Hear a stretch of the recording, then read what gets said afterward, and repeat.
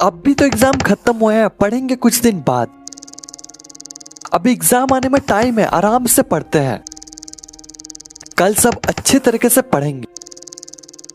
अब बस एक ही महीना बचे हुए हैं और अभी भी 70% सिलेबस बाकी है। क्या करूं समझ नहीं आ रहा है। ज्यादा टाइम नहीं लेते क्योंकि अभी आपके लिए टाइम सबसे ज्यादा प्रीसियस है। देख लो, इन पॉइंट्स के बारे में बात करेंगे। अगर आपको पहले से पता है then stop this video and open your books because I really don't want to waste your time. साथ ही मैं आपको एक एडवाइस देना चाहता हूँ, stop watching this type of videos because इन सारे वीडियोस में इंक्लूडिंग मी वही बातें होती है जो आपको पहले से पता है। या तो आपको कोई टीचर बताए होंगे या फिर आपका भैया भाई बहन कोई भी बता सकता है, लेकिन आपको पहले से पता है। वो आपके लिए कौन है नीचे जरूर बताना। और अगर आपके पास ऐसा कोई नहीं है तो हम है ना शुरुआत करते फिर।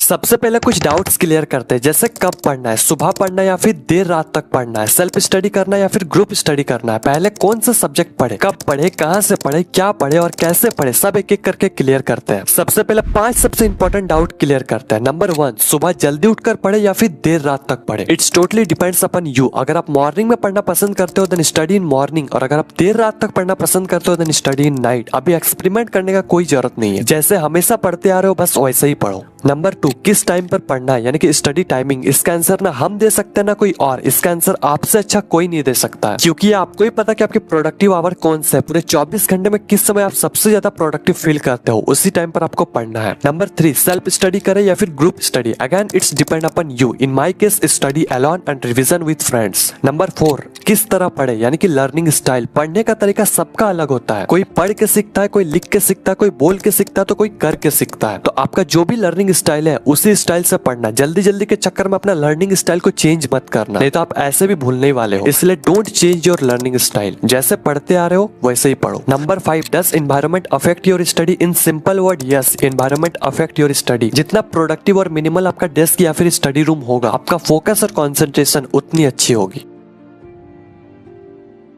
Don't use Pomodoro technique. खासकर एग्जाम टाइम में पोमोडोरो टेक्निक का यूज मत करो। अब मैं ऐसे क्यों कह रहा हूँ इसके बारे में हम बात करेंगे, लेकिन उससे पहले जान लेते कि पोमोडोरो है क्या। इस टेक्निक में हम किसी भी काम को 25 मिनट तक करते हैं और 5 मिनट ब्रेक लेते हैं। टोटल हुए 30 मिनट, यानी कि एक पोमोडोरो। इसी तरह हम 4 पोमोडोरो खत्म करते हैं और 15 से 20 मिनट तक लंबा ब्रेक लेते हैं। इससे हमें एक मोटिवेशन मिलता है और एक के बाद एक पोमोडोरो करते रहते हैं। लेकिन अगर आप इस टेक्निक का यूज कभी भी नहीं किया है तो अभी भी मत करो, क्योंकि ये 5 मिनट का ब्रेक कब 1 घंटा में बदल जाएगा ये आपको पता भी नहीं चलेगा, क्योंकि हम डिस्ट्रैक्टेड एनवायरनमेंट में रहते हैं। अगर आप इस टेक्निक का यूज करना जानते हो तो आप इसे यूज कर सकते हो, लेकिन अगर नहीं जानते हो तो आप टेक्निक नंबर 2 को फॉलो करें, यानी कि टाइम ब्लॉकिंग टेक्निक। इस टेक्निक में हम सभी कामों को अलग अलग टाइम स्लॉट में ब्लॉक कर देते हैं। इसका यूज आप स्टडी में इस तरह कर सकते हैं, जैसे आपको एक सब्जेक्ट तो पढ़ना होता नहीं, आपको मल्टीपल सब्जेक्ट पढ़ने पड़ते हैं। तो जब आप मैथ्स पढ़ते हो तो फिजिक्स की याद आती है, फिजिक्स पढ़ते हो तो केमिस्ट्री की याद आती है, और लास्ट में कुछ नहीं होता है। इसलिए आपको हर एक सब्जेक्ट को अलग अलग टाइम स्लॉट में बांट देना है कि इस सब्जेक्ट को इतने समय से लेकर इतने समय तक इतने देर तक पढ़ना है। इससे आपको दूसरे सब्जेक्ट की टेंशन नहीं होती है। इससे हमको पता रहता है कि इस सब्जेक्ट के बाद वो सब्जेक्ट आएगा तब हम वो पढ़ेंगे। Number 3, Parkinson law. आपको भी पता है, मुझे भी पता है कि हम एग्जाम के एक दिन पहले ही पढ़ते हैं, और यही है Parkinson law. In simple word, काम उतना ही फैलता है जितना उस काम को करने के लिए टाइम अवेलेबल होता है। तो इसके लिए आप फेक डेडलाइन सेट कर सकते हो। कहने में तो यह आसान है कि फेक डेडलाइन सेट कर लो, लेकिन करने में उतना ही मुश्किल है। तो इसके लिए आप ये कर सकते हो कि एग्जाम के लिए डेट शीट तो आ जाती है, लेकिन हमें खुद से भी एक एग्जाम से पहले डेट शीट क्रिएट करना चाहिए और खुद से बनाया हुआ डेट शीट से चलना चाहिए। Number 4, Pareto principle. ये प्रिंसिपल कहता है कि दुनिया के 20% इनपुट से 80% आउटपुट आता है। इससे आप अपने स्टडी में इस तरह यूज कर सकते हो कि आपको पूरा सिलेबस पर 100% एफर्ट नहीं डालना है, क्योंकि 20% सिलेबस ही ऐसे होते हैं जिस पर आपको 80% एफर्ट डालना है ताकि आपको मैक्सिमम रिजल्ट मिल सके। और वो 20% सिलेबस आपको कैसे जुगाड़ करना है वो आपको अच्छी तरह से पता है। अब हम लोग स्टडी फ्रेमवर्क के बारे में बात कर लेते हैं। इस सेक्शन में हम सीखेंगे कि एक्चुअल में किसी भी चीज को जल्दी और मजेदार तरीके से किस तरह सीख सकते हैं। इसके लिए हम 7 स्टेप रूल का यूज करेंगे। Step 1, master in basics. सबसे पहले बात करें किसी भी चीज को सीखने की, चाहे वो कुछ भी हो। फॉर एन एग्जाम्पल, अगर आपको किसी चैप्टर को ही पढ़ना है तो सबसे पहले एक ओवरव्यू देख लो कि एक्चुअल में हमें पढ़ना क्या है। इसके लिए आप चैट जीपीटी का यूज कर सकते हो। जैसे किसी भी चीज को आपको समराइज फॉर्म में जानना है तो सिंपली आपको टाइप करना है और रिजल्ट आपके सामने। जैसे मुझे क्लास 10 के इस चैप्टर को मुझे पढ़ना है तो सिंपली मैं टाइप करूंगा, रिजल्ट आपके सामने। इससे हमें उस चीज का एक बेसिक्स का पता चल जाता है और एक ओवरव्यू मिल जाता है, जिससे हमें पहले से पता रहता है कि क्या पढ़ना है और किस किस टॉपिक के बारे में बात होने वाली है। Step 2, collect. अब आपको जो कुछ भी सीखना है या पढ़ना है उसके रिगार्डिंग जो कुछ भी अवेलेबल है वो सारी चीज कलेक्ट करो, जैसे बुक्स, नोट्स, वीडियोस, कोर्स, जो कुछ भी है सब कुछ, ताकि जब आप पढ़ने बैठो तो उन सारी चीज को ढूंढने के लिए आपको कहीं और डिस्ट्रैक्ट ना होना पड़े कि हेलो मोहित, बायो का नोट सेंड करो ना। हाँ भाई, बाहर है, घर जाके करते हैं। और मोहित घर कब पहुंचता है ये आपको भी पता है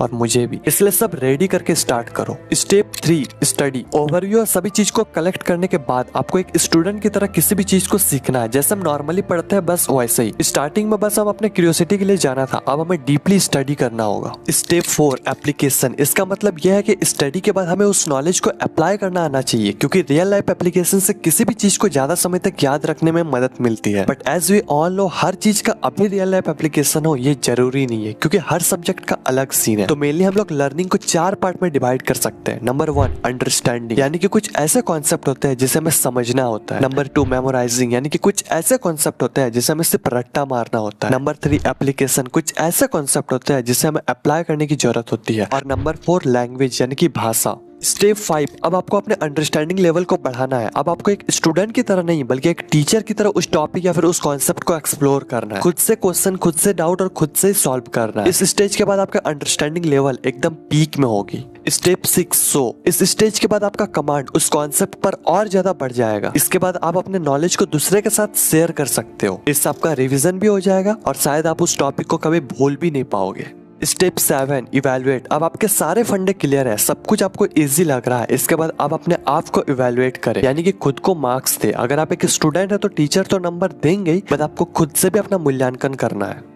अब हम एग्जाम टिप्स के बारे में बात कर लेते हैं, क्योंकि एग्जाम एकदम पास में है और कईयों का तो एग्जाम स्टार्ट भी हो चुका है। एग्जाम टाइम भी आप ऐसे वीडियोस को देख रहे हैं, दैट मींस आपने पढ़ा नहीं है, इसलिए टिप्स भी कुछ ऐसे ही देंगे। तो 5 सबसे इंपॉर्टेंट टिप्स के बारे में बात करते हैं। Number 1, attempt everything. Board exam कोई बहुत बड़ा पंगा नहीं है, ना ही ये कोई कम्पिटेटिव एग्जाम है कि इसमें नेगेटिव मार्किंग होती है। इसलिए पेपर्स में जो कुछ भी आए सब कुछ अटेम्प्ट करो, चाहे वो आपको आए या फिर ना आए, क्योंकि नहीं लिखने पर भी आपको ऐसे भी नंबर नहीं मिलने वाले हैं। और अगर आप गलत लिखोगे तो ज्यादा से ज्यादा आपको 0 मार्क्स मिलेंगे, वो तो ऐसे भी आने वाले हैं। इसलिए attempt everything. Number 2, answer your own words. ये जो कचरा हमारे अंदर डाला गया कि स्कूल या फिर टीचर जो लिखाते हैं वही लिखने से नंबर मिलेंगे, तो ये फालतू की बातें हैं। अगर आपके कॉन्सेप्ट क्लियर है तो उसे आप अपने वर्ड्स में लिख सकते हैं। अगर आपने सही से लिखा तो आपके एक भी नंबर कहीं नहीं जाने वाला है। कोई मतलब नहीं है कि जो स्कूल्स में लिखाया गया है वही लिखना है। अगर तुम्हें पता है तो उसे अपने वर्ड्स में लिखो, कोई नंबर नहीं कटने वाला है। Number 3, write neat and clean. देखो, एग्जामिनर के पास इतना टाइम नहीं होता कि आपकी copies word by word check करे, इसलिए पूरी कॉपी को अच्छी तरीके से सजा के लिखो, जैसे नोट्स बनाते हो। Number 4, make it big. सभी आंसर को बड़ा बनाओ। अब तुम्हें आंसर आता हो या फिर ना आता हो, नो मैटर, घुमा फिरा कर उसी बात को लिखो जैसे लगे कि आंसर बड़ा है। आंसर का बड़ा होना जरूरी नहीं है, आंसर का बड़ा दिखना जरूरी है। Number 5, no cancellation. जब आप पेपर दे रहे होंगे तो आपसे कुछ ना कुछ गलती होगी, तो उसे कैंसिल आउट नहीं करना है, जैसा है वैसे रहने देना है और आगे बढ़ना है, क्योंकि एग्जामिनर का आपकी गलती तभी पता चलेगा जब आप उसे दिखाओगे, यानी कि कैंसिल करके। इसलिए नो कैंसिलेशन। ओके, तो एक बार समराइज कर देते हैं। पूरी पेपर में जो कुछ भी आए हर चीज को अटेम्प्ट करना है, चाहे वो आपको आए या फिर ना आए। जो आपको याद नहीं आ रहा उसे आप अपने वर्ड्स में आंसर लिख सकते हो। पूरी कॉपी नीट एंड क्लीन होना चाहिए, गलती होने पर भी उसे कैंसिल नहीं करना है, सभी का आंसर बड़ा दिखना चाहिए।